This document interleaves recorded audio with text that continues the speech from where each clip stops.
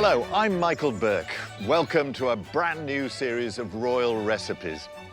This time, we're at Westonbirt House, formerly a grand country house, now a boarding school, which has played host to royal visitors for over 100 years.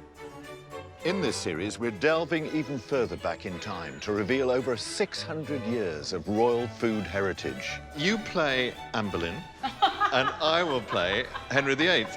And we've been busy unlocking the secrets of Britain's great food archives, discovering rare and unseen recipes that have been royal favourites through the ages. From the earliest royal cookbook in 1390... It's so precious, so special that I'm not allowed to touch it. ...to Tudor treats from the court of Henry VIII. I can't wait for this. 1, 2, 3. We'll be exploring the great culinary traditions enjoyed by the royal family, from the grand to the groundbreaking, as well as the surprisingly simple. I did think that was going to be a disaster. As we hear from a host of royal chefs. Prince Philip would walk past or pop his head in and say, "What's for dinner? What are we having?" Oh yeah, it's not just a normal kitchen. And meet the people who provide for the royal table. It's OK for the Queen, it's OK for everyone. Welcome to Royal Recipes.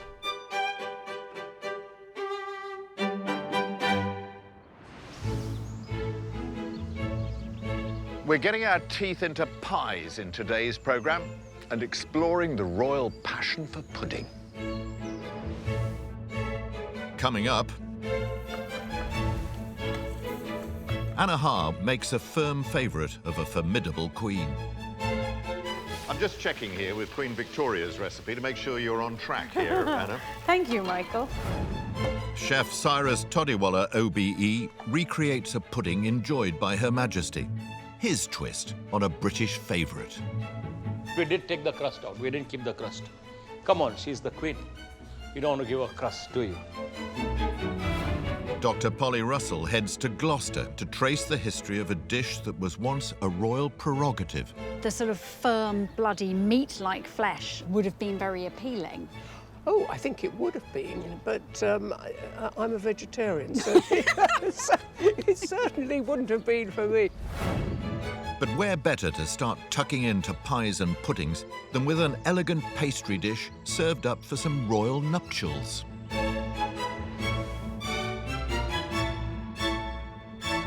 Well, I'm here in the Royal Recipes kitchen with executive chef Anna Haugh. What's cooking? Well, I'm going to make smoked haddock coulibiac. Coulibiac? Yes. And what's that?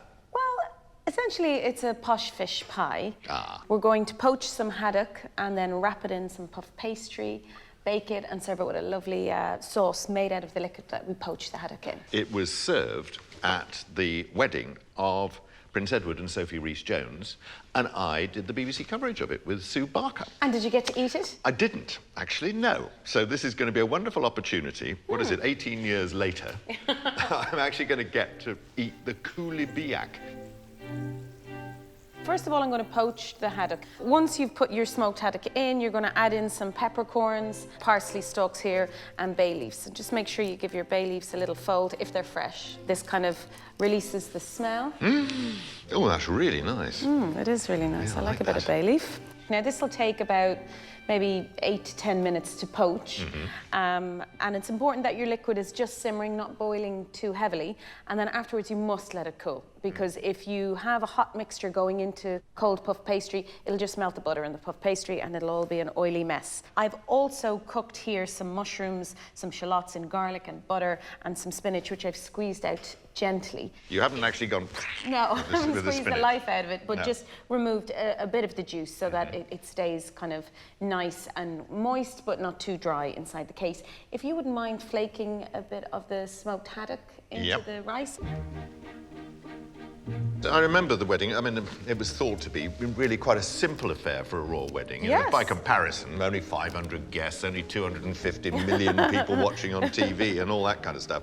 And the meal, I remember, was this smoked haddock coulibiac, Yeah. beef stroganoff was the main thing, and then fresh raspberries. That was it, just the 3 courses. Still, loads and loads of flavour. But Have yes, I done this okay? Yeah, perfect. Yeah. I'm going to add in now some parsley with the mushrooms. The mushrooms. And the onions. The half-squeezed spinach. Half-squeezed spinach. I'm going to give it a little pinch of salt as well. And this is a Russian dish, is I it? think it's more to do with the pastry case is kind of a Russian It's kind the of... pie bit. Yeah. Yeah. Okay, so I have some puff pastry down here Right. that I'm going to build the pie with. No, I actually remember being in St George's Chapel the day before the wedding, and Sophie Rhys-Jones, as she then was, came in for the rehearsal, and it was obviously a very emotional time. I suppose it is for all brides the day before, isn't And it? grooms, I'd imagine, Michael. Well, yes, yes. Grooms are probably still on their stag night. Just going to egg wash the sides here and take another sheet of puff pastry, Right. place it on top, Yeah. and just press that down really, really well. So at a wedding, there'd be lots of these, would there? This would be something spectacular to see in the back kitchens. Can Really? you imagine for 250 people? Yeah, yeah. Just 500, trays, 500. 500, Yeah. 500 people. Trays and trays of these coulis biacs. Oh, I'd say it'd be amazing. So what's next?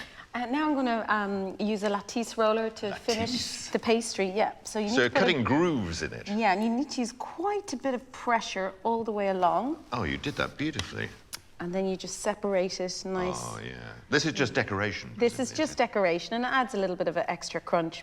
Right. Just going to egg wash the top of the pie. This is going to give it a lovely gloss, but it'll also What, help. so it comes out shiny? Yes, and it'll also help the lattice stick to it. And then you're going to plonk it on the top. Then I'm just going to place it elegantly with a bit of finesse on top. You can imagine them all, can't you? All those, you know, the crowned heads of Europe and all that sort of thing. Because there were a lot of, you know, very important people at this wedding. Absolutely. You could imagine them sort of tucking in and breaking it open. And oh, yes. Oh, I'd say it was I mean, it fantastic. makes you hungry, these royal weddings. Well, I'm hoping... Sue Barker and I had sandwiches, I remember. Oh, okay. There might have been a bag of crisps as well, but I can't remember now. Yeah. No crisps for you today. Okay. You can have your I can coulis actually biac have it. today. The And I'm coulis biac. just going to trim this just so it's nice and neat. I couldn't have you eating anything that isn't perfect, Michael. Artistically as well as culinarily, if that's a word. Well, somewhere in there's a word. So, this is off to the oven, eh? Yep. Okay, now, at what heat and for how long? 200 degrees for about 25 minutes. 200? It's normally 180 for pastries. You know, I know about these You things. do now, yeah. And you should also find one Okay. in there.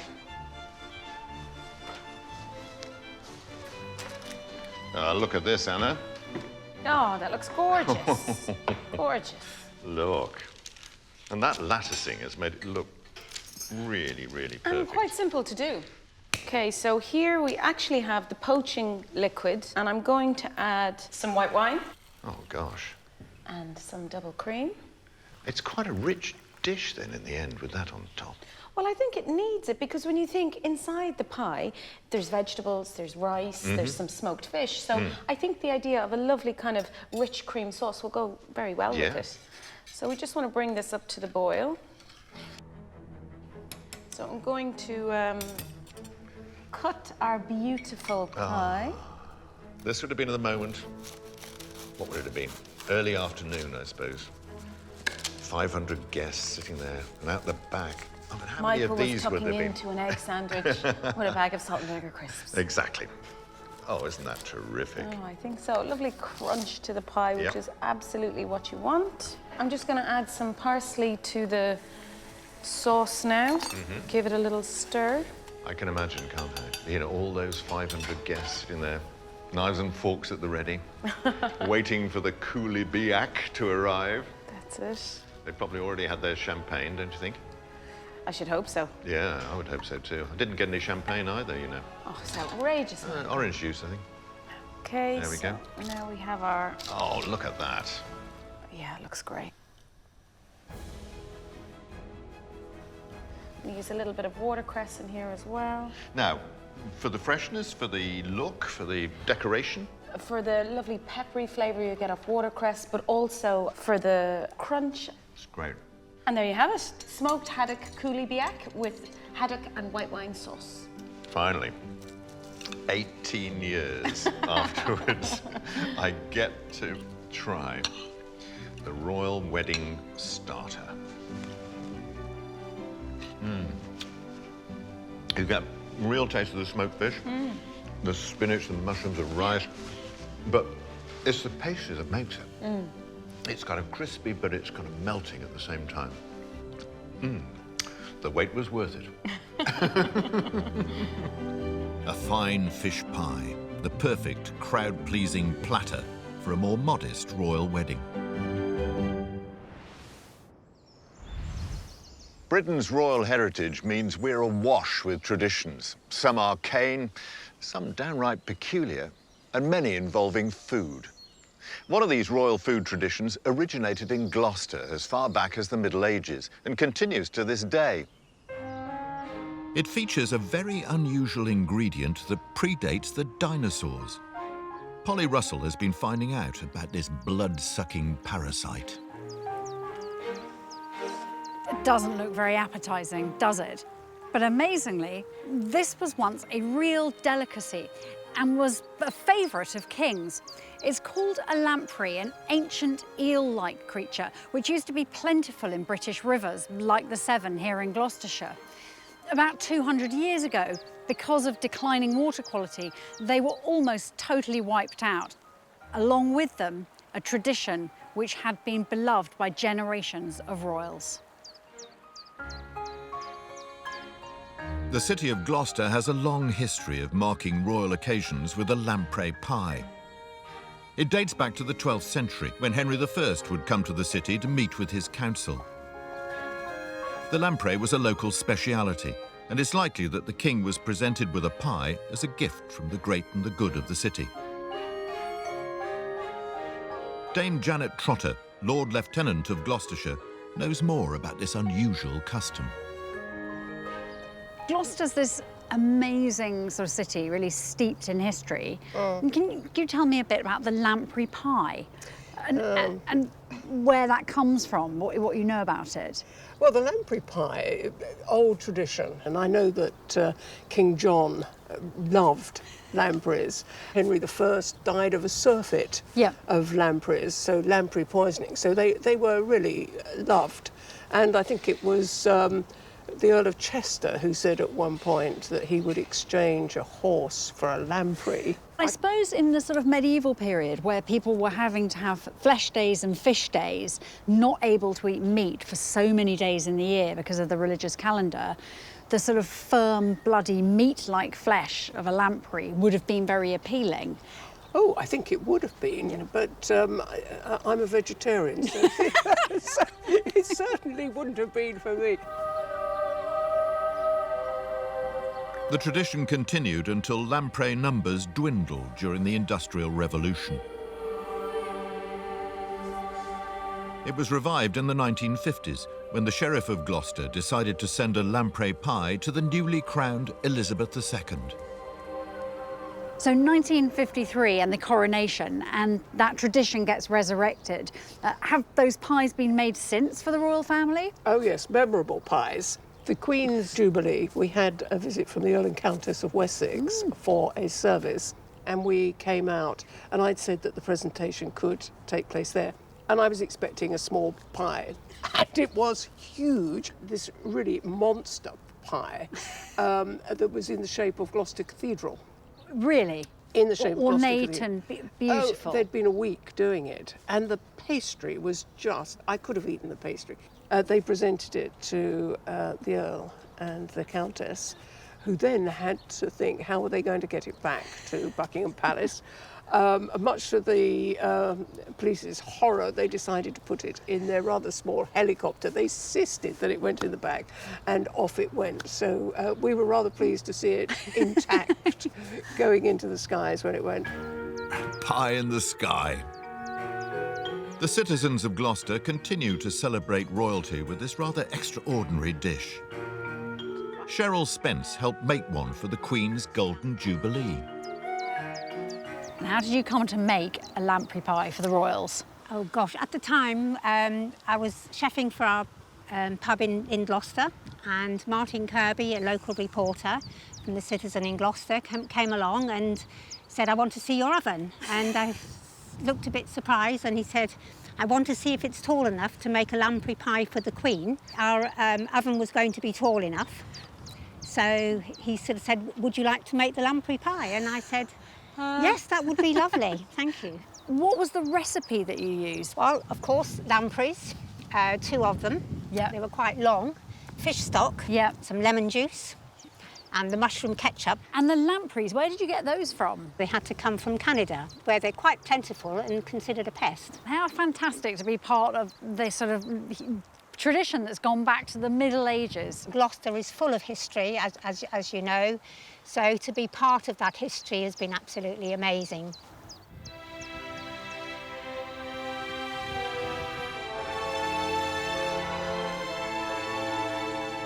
We don't know if the Queen likes lamprey pie, and for the time being, the British lamprey's so rare, it's off the menu. But the good news is, this weird-looking critter, after 200 years, is making a comeback into British rivers.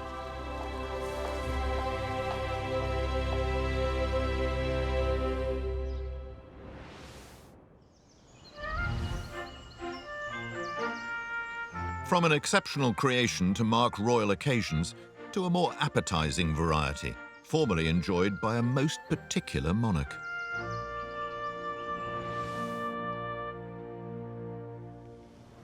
This is Queen Victoria's pigeon pie, which is only meat, pigeon breast, and also rump steak, but no vegetables. What kind of pigeon is this? Is this the kind of Trafalgar Square type pigeon, or is it a really special pigeon? This is squab pigeon. Squab? Yeah, this is like a happy little plump pigeon, and the meat is quite tender compared to a wood pigeon, which has its own merits, but today we're using squab. I absolutely love pigeon. So I think did Queen Victoria, because actually this recipe is in her own handwriting. So she was obviously very, very keen on it.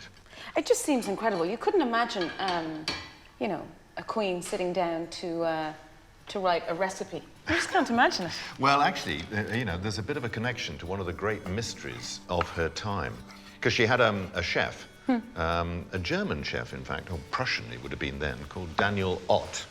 And around about this time, he was mysteriously killed. Nobody really quite knows what the story is. He was killed in some sort of brawl, and it was a terrific kind of scandal and mystery at the time. And around about this time was when Queen Victoria actually wrote this recipe down in her own handwriting. The speculation is that she kind of wrote it for whoever succeeded this poor Daniel Ott fellow, her chef, her personal chef, who was killed. So what are you doing?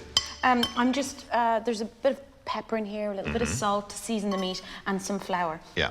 And this will really help to thicken the sauce when it's cooking. My pan is just about hot enough now. That's a beautiful rump, isn't it? This is a good piece of beef. Again, just you want to cut it into bite-sized pieces. Why are you taking all the fat off? Well, there's sinew on top of that. So I'll put this into the pan when I go to sear it as well, so you'll get the lovely flavour of the fat. But we won't be putting it in the pie. So you just want to make sure all your meat is coated in the flour. Tip it into our pie dish. Oh, listen to that. Smells delicious. I'm just checking here with Queen Victoria's recipe to make sure you're on track here, Anna. Thank you, Michael. Oh, look at this. Cut off the pinions and the necks of pigeons. Gizzards, livers in the centre. Would you do all that? I would love to do all that, but I didn't think you would like to eat it today, Michael. No, maybe not. It doesn't sound that appetizing, does it? Pinions, gizzards, liver. I think it sounds delicious. I think in Victoria's time, people were keener on the kind of innards of animals, weren't they? And entrails and heart and liver and lights and all that kind of stuff. So we'll just essentially flash fry that. Yep. Just to kind of get the flour on the outside of it cooked onto it. This is a demi-glaze, so it's a very rich, kind of flavoursome stock. Pour that in. Oh, yeah. Yep. And the last of our flour, I think we should pop in there as well. I wish you could be here for the smell. Pity you can't get smell on television. Not yet, not yet. Oh, wow. That's terrific. A little bit of a stir. It does smell delicious. It does. I'm going to... Now, is that bit of fat going to go in as No, well? I'm going to take the fat out, but I'm right. just going to scrape all of the goodness off the bottom of the pan like The that. lot, eh? It's just the best bit. It does look good. Yeah. And then? And now we're going to add the bone marrow. So for You're me, getting right out of the centre of the bone there. that's it. Yeah, I just think this is a more interesting way of making the pie more rich, as opposed to adding butter. So this was obviously Queen Victoria's favourite, but we don't know about our present queen and whether she likes pigeon. Actually, a bit unfortunate, a bit tasteless, really, but she's actually, patron of the Royal Pigeon Racing Association. So I wonder if she eats pigeons as well. Perhaps that's why we don't know. I'm sure she doesn't eat racing pigeons. No, well, that's true. That's true. So that's all right then. Okay, now. So here I have some short crust pastry that I made earlier on. This is 300 grams of flour, 180 grams of butter, 1 egg, a pinch of salt, spoonful of cold water, and you have a nice short crust pastry. So I'm just going to roll this out. So how thin do you roll it out? Probably to about 1/2 centimetre, I'd say, would be kind of thin enough. Just with a little bit of flour. I love a pastry top to a pie. Yeah. Okay, so I'm going to put this on top of our pie. Okay. So first of all, I'm just going to put a little bit of egg wash on top. So this is what's going to help kind of the lid stick to the pie dish. And I'm going to use this. Well, you've got to. Oh no! If you're not careful, the pastry might tear. So I'll just So gently you always roll it up like that? roll it up. Oh, that's ingenious. And then roll it back. I love it when you pay me a compliment, Michael. Okay. There we go. So, You can just imagine Queen Victoria licking her lips at this sort of thing. I think she was, she liked her food, Queen Victoria, one way or another.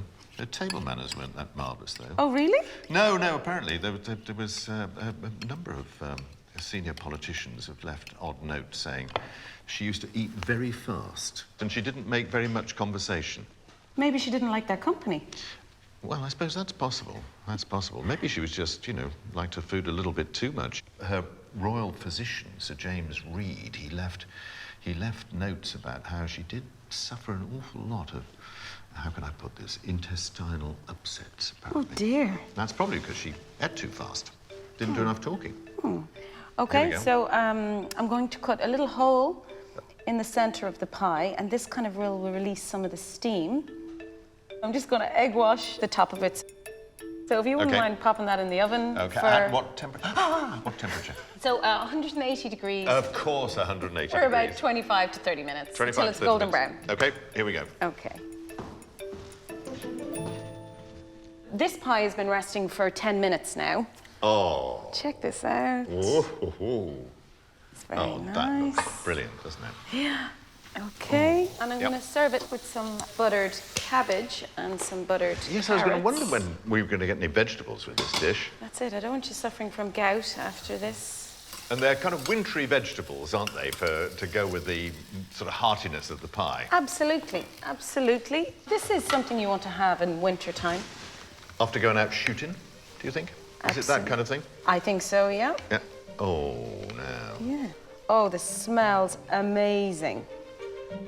Some lovely buttered carrots. And Cabbage. not too cooked cabbage. My grandmother used to cook cabbage for days. I hated it. So there you have it. Victoria's pigeon pie with some buttered carrots and buttered cabbage. Well, like Queen Victoria, I think I might eat this fast. A delight. Here we go. Oh, it's hot. It's hot.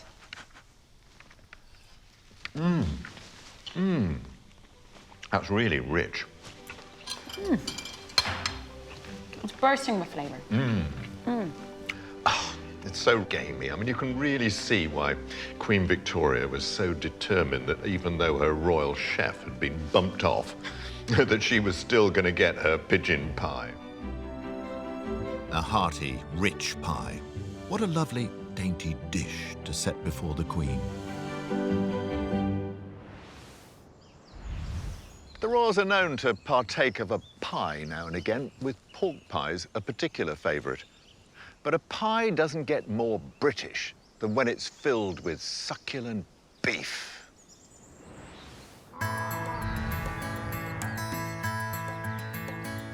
Just around the corner from Balmoral Castle, thriving in the Scottish Highlands, is a very fine breed of beef cattle. Anna Haugh went along to cast an expert eye.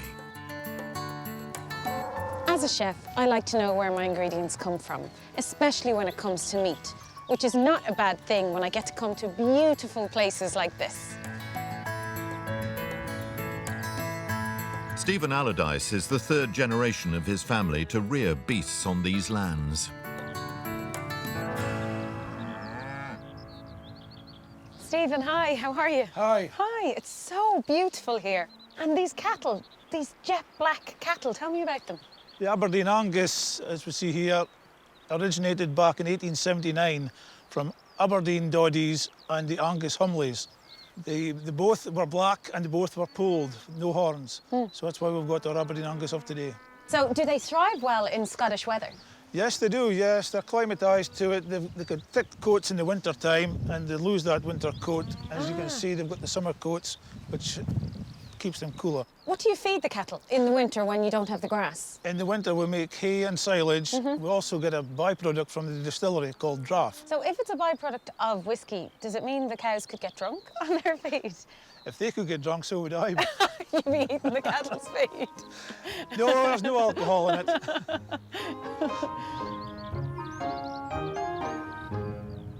Who do you supply your beef to? The local market, and also it's a local butcher who supply the royal family. That must feel quite special, no? That the royal family could be eating your beef. Yes, it satisfies myself, yeah. It is something to put on my CV. Yeah.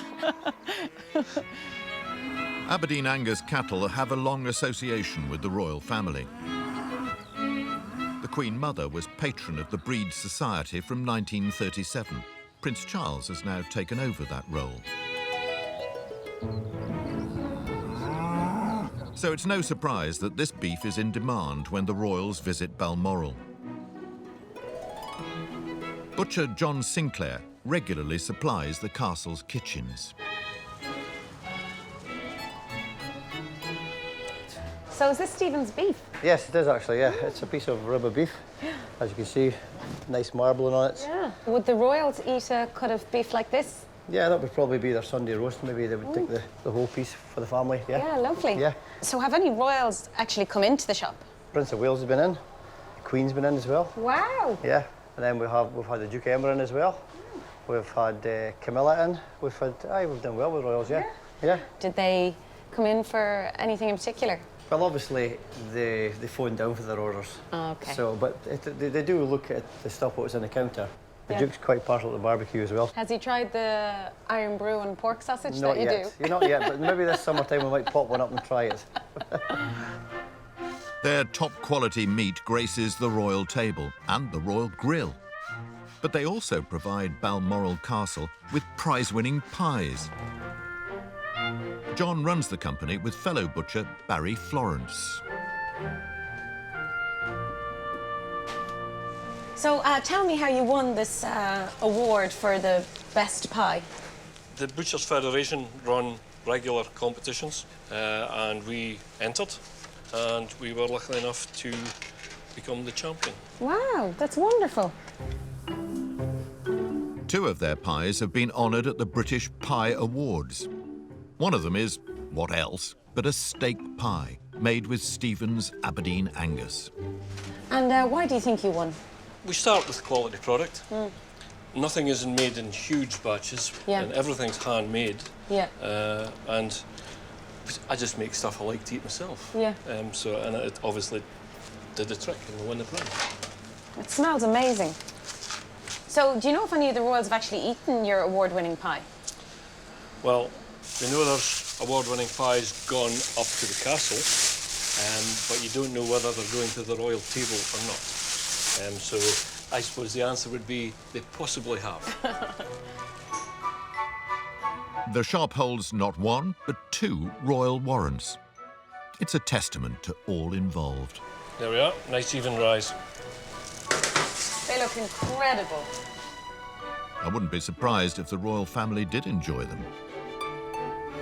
Thanks a million. Thank you. After all, who could resist succulent beef encased in a pie?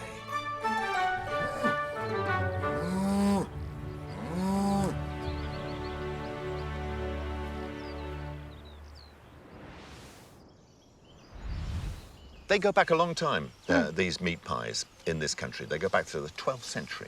And I didn't know this, but apparently in the early days, in medieval times, you didn't eat the crust. You know, you'd take it with you to work or something. It was just a matter of transporting the meat or the beef inside. And it'd be a shame, eh? I'm just picturing all these guys who work in the city heading into work with their, with their pies. I don't think that would work nowadays. But the royals and pies, the history goes back and back and back. Elizabeth I, she was the first monarch, apparently, to have a fruit pie. Because normally it used to be meat in the Middle Ages and everything, but she had a pie with cherries inside. Elizabethan cherry pie. God, I bet that was delicious. Today's royals are no different from Elizabeth I in enjoying a succulent, fruity pudding. One royal chef was tasked with putting a different twist on a classic British pudding for a very special occasion. In the heart of the City of London, Indian executive chef Cyrus Todiwala runs an award-winning restaurant.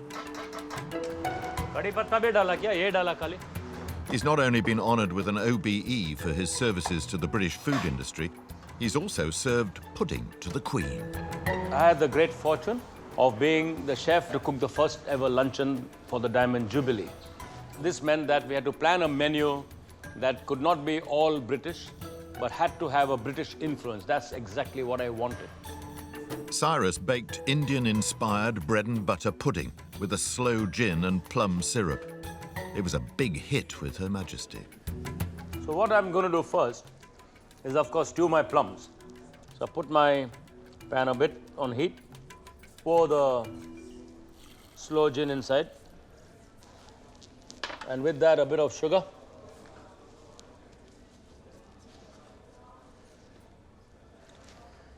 And then I start with the plums, okay? So all we are doing is just trying to make neater segments, okay? You can chop it up, you can square it up, you can do what you like. Cyrus adds his carefully sliced plums to the gin and sugar to create a delicious fruity syrup. While it's simmering, he makes a start on the bread. Crust out, crust in, your choice. For the luncheon, we did take the crust out. We didn't keep the crust. Come on, she's the queen. You don't want to give her crust, do you? Liberal buttering, okay? And it will mess up my hands a little bit because I'll butter on both sides of the dish. I'm just covering as much of the dish as is possible. You'll see I'm just covering it up, you know. So I've got this plum and orange marmalade.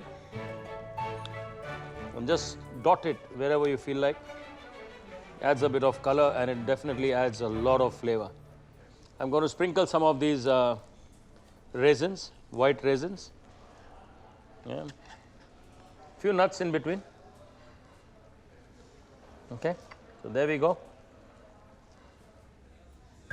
When the plums are translucent, yet still hold their shape, Cyrus sets them aside to cool. Now for the custard. He lightly beats 8 whole eggs and 3 yolks and adds clotted cream, double cream, evaporated milk, sugar and vanilla. Do not make a mistake of licking when you're scraping vanilla off. Honestly, it will destroy your taste buds. To achieve an Indian twist, Cyrus adds ground cardamom and a splash of rose water. All we do is pour a layer of this over. And while we get ready with the next set of bread slices, this will hopefully soak in. Now, I'm going to actually divide the slices into triangles. You, my dear sir, go that way. Naturally, Her Majesty's PA was very concerned. He was worried about the luncheon because that had spices in it, and he was not confident that I would not put chili into it because Her Majesty doesn't eat chili. And it was tasted by the royal chef, and he said it was perfect and his boss would be very happy with it. Cyrus pours the custard over the layers of bread and pops the pudding into a preheated oven at 200 degrees Celsius for 10 minutes. He then lowers the temperature to 160 degrees and bakes for a further 5. So whilst the lunch was going on, of course, we were all nervous. You cannot walk up to Her Majesty and ask her, Madam, how was the lunch today? You can't do that. But of course, the Lord Lieutenant is my secret informer at the time. And I stood in a corner and I looked at him and looked at me and said, he did that. He just nodded. And I said, thumbs up. It's looking great. After the lunch, before the royal couple had to depart, he came into the kitchen and said, Cyrus, can you get your entire team ready? Her Majesty would like to personally thank everybody. And that was fabulous. We were not expecting that, but she's very gracious, as everybody knows. And we all lined up, and she came and met each and every one of us. The Duke of Edinburgh met every one of us. And it was a great celebration. Once it's cooked to perfection, it needs to be left alone for an hour. The last thing you want, of course, is to dig into it straight away, regardless of the temptation. After it's cooled, Cyrus plates up his Indian-influenced British classic. Wow. See the lovely texture there?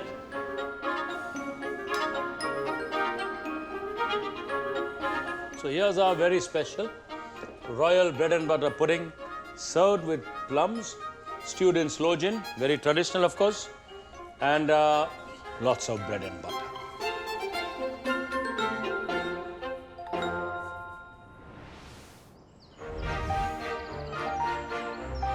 The current royal family certainly enjoys a good old British pie. It's a tradition that seemingly goes back hundreds of years, to when a Tudor king was reported to have his fancy tickled by a sweet pastry.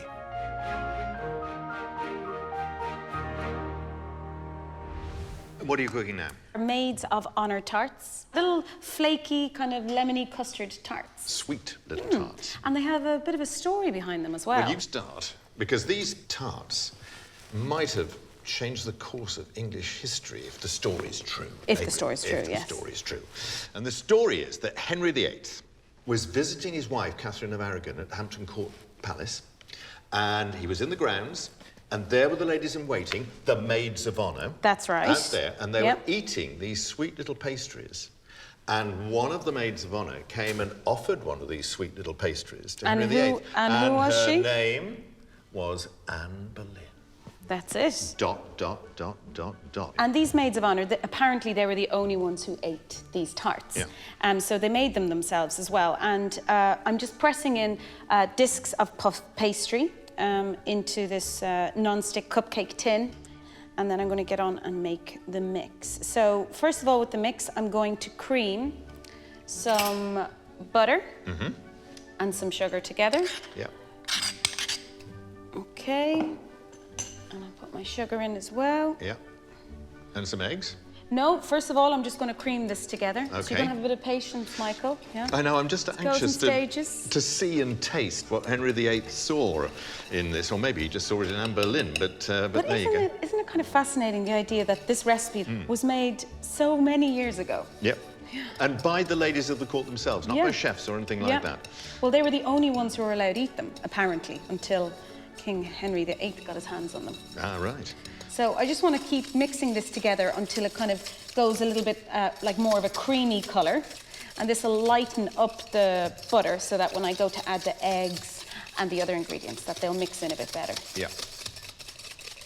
And of course, after he'd eaten the tart, he fell for Anne Boleyn.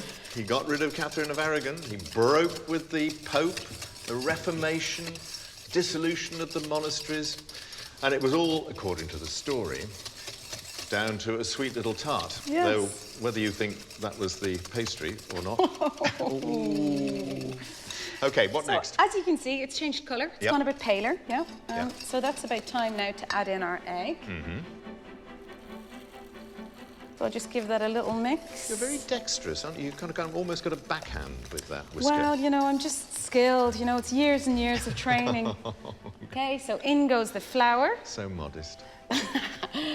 And the What's that? Nutmeg. Oh, nutmeg. It's such a versatile spice. I love it because you associate it with pastry, but then it goes so well with things like scallops. It can be really nice. And nutmeg has a kind of almost medieval sort of feel to it, don't you think? Yes. Taste to it. It's a real Tudor spice somehow. Yeah, that's Must have been right. very valuable in Henry VIII's day, I imagine. Well, I'd imagine any spices back in Henry VIII's time would have been seen as coming Such from the a Far East. luxury, yeah. Absolutely. Okay, and last, oh, well, not last, almost last, our curds are going to go in. Now, what's that? This is just curds, cheese curds. So give that a good stir. You need a bit of brawn for this, don't you? Get a bit of beef. No. I know. It's all the gym working out. Yeah, So last. You're very careful not to get any of the white stuff from the lemon in there, That's it, aren't you? because it makes it kind of bitter. Bitter, yeah. As opposed to the lovely kind of perfumey smell off your Yeah. lemon zest. There was a chef, apparently, I think, who came up with this originally for the Maids of Honor to actually do. And the king, again, it said, it's a story, had him locked up in the tower so that nobody else should get the recipe. My goodness, imagine somebody doing that today. Yeah, I mean, Get yourself everybody, on you know, people tend to think of him as a, you know, jolly old boy. Well, to lock somebody up for a cake, you know. I think he did worse things, but anyway. Okay, so we're going to spoon our mix now into I thought you were going to offer that to me. I'm afraid not, Ah. no. This is delicately measured, I need all of it. So just a nice heaped teaspoon in You're each not really one. filling it up, are you? Well, the thing is that the puff pastry will rise, and also the mix has got flour in it and eggs, so that will So it's all going to puff out. expand. Yeah, exactly, which you will soon find out. Okay. Actually, it takes me back to being a kid again, hoping that there'd be some left by the time you get to the 9th.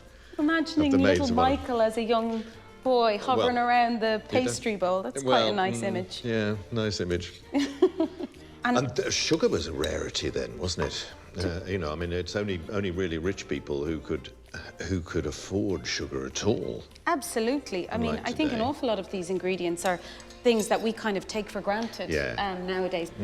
Okay, so if you wouldn't mind popping these into the oven for me, that would be great. So it's 180 degrees now. They're small, but they take a while, 25 minutes. Well, I don't know I can wait that long, Hannah. Well, Michael, you don't have to, because we have some ready and waiting for you. I knew you wouldn't I wouldn't let you down. Oh, look how much they've puffed up. Yes, I know. Only a teaspoon of mix.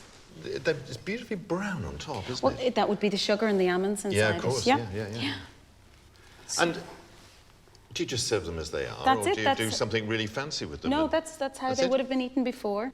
Allowed Okay. happen. Well, you play Anne Boleyn, and I will play Henry VIII. Hang on a second, I need to stuff something up my jumper, don't I? Come on. Oh, my pretty maid, and what's your name? And what are you doing after the ball? Oh, oh, that's lovely. That's really nice. Oh, really good. There's a real sweetness on the top. And the lovely flakiness of the pastry. Absolutely. The little tart that changed the course of English history, eh? Anna? That's it for today. Join us next time.